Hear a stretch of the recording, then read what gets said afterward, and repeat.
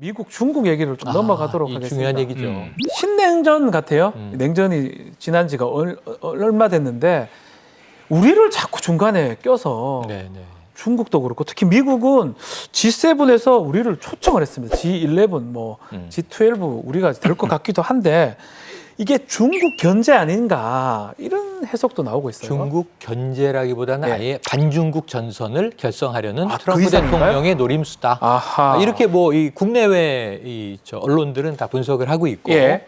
트럼프 미국 대통령도 굳이 부인하지 않습니다. 그런데 이제 여기에 하나가 문제가 되고 있어요. 네. 우선 처음에는 G7은 우리가 알고 있고 G8이 됐었어요. 네. 러시아가 들어와 있다가 2014년에 러시아가 크림 반도를 병합을 하면서 빠졌죠. 유럽에서 내쫓았습니다. 다시 G7이 됐는데 이번에 트럼프 대통령은 4개 나라를 추가해서 네. 9월에 지금 코로나19 때문에 이번 달로 예정된 G7 회담을 네.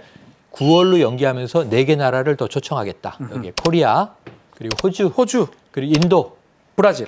인도. 또 브라질도 포함될 수도 있어요. 브라질은 일단은 이제 아직은 옵저버고 아닌데요. 예. 러시아 12개. 이렇게 4개예요. 그래서 네. 11이 이제 되려고 하는 건데 우선은 이 약간 EU 나라들에서 왜냐하면 G7에는 지금 독일, 영국, 프랑스, 이탈리아 다 있단 말이에요. 캐나다, 예. 근데 이 나라들에서 러시아는 반댈세 이런 기류가 하나 있고 그리고 이런 와중에 러시아가 중국이 없으면 의미가 없다. 안 갈래. 지금 이렇게 된 거예요. 그렇죠. 그 또 하나는 G7에는 일본이 들어있는데 네. 일본이 한국 우리 글쎄 들어오는 거? 지금 이제 언짢은 기색을 싫다. 내비쳤어요. 예. 그래서 한국 싫다.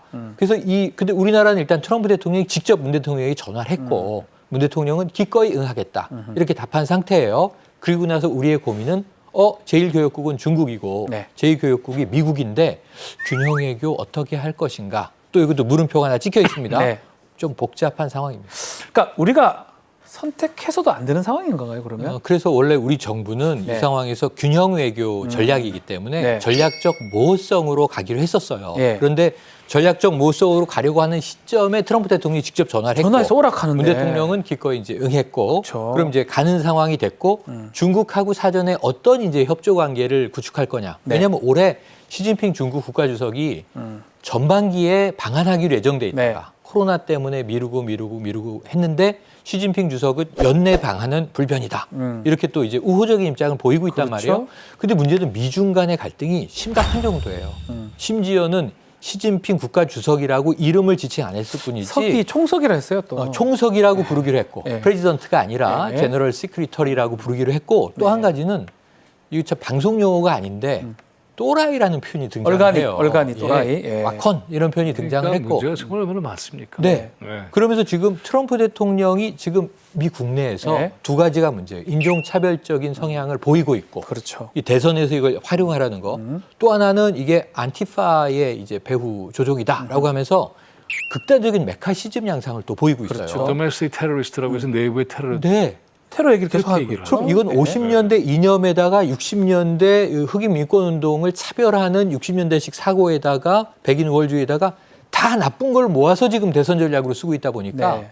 그러면 트럼프 입장에서는 어떻게 되냐면 외부의 적을 더 강하게 상정하고 더 강하게 때리는데 그게 중국이죠. 그게 중국이라는 거잖아요. 그래서 지금 때 왔잖아요. 우한 때. 우한 바이러스 연구소에서 유출된 바이러스라고 예. 폼페이오 국무장관하고 보고서를 내겠다고 그렇죠. 얘기를 했어요. 그럼 이렇게 치닫게 되면 9월쯤 돼서 대선 2달 전입니다.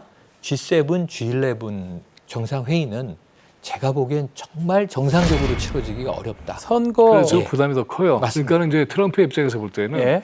G7, G11도 자신의 대선 전략으로 활용할 수 있는 가능성이 훨씬 높은 지금 네. 그런 보이잖아요. 지점이에요. 좀 모든 네. 게 제 생각은 뭐 지금 시위하는 것도 마찬가지고 중국의 노선을 하는 것도 11월 재선을 철저하게 염두에 두고 하는 것 당연하죠. 같은데 이것 따라서 우방국들 우리 한국을 포함 우방국들이 휘말린다. 그렇죠. 그래서 이렇게 얘기하거든요. 우리의 입장은 그래서 저는 이렇게 생각해요. 제안을 예. 할 수 있다면 우리 정부에 제안할 수 있다고 한다면 코로나 바이러스 19에 의해서 전 세계가 고통을 받고 있다. 네. 어떤 고통인지 우리가 한번 껴안아보자. 그래서 정말 지금 필요한 것은 글로벌 파트너십을 복구해야 된다.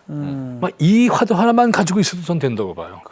WHO의 기조연설도 하는 그렇죠. 그런 국가 아닙니까? 그래서 이와 같은 현실 속에서 질병을 대체할 수 있는 글로벌 파트너십 예. 그리고 세계 경제를 복구할 수 있는 글로벌 파트너십을 새롭게 복원시키는 것이 향후에 G7이든 G11이든 중요한 목표다라는 얘기만 선언적으로 해도 전 된다고 봐요.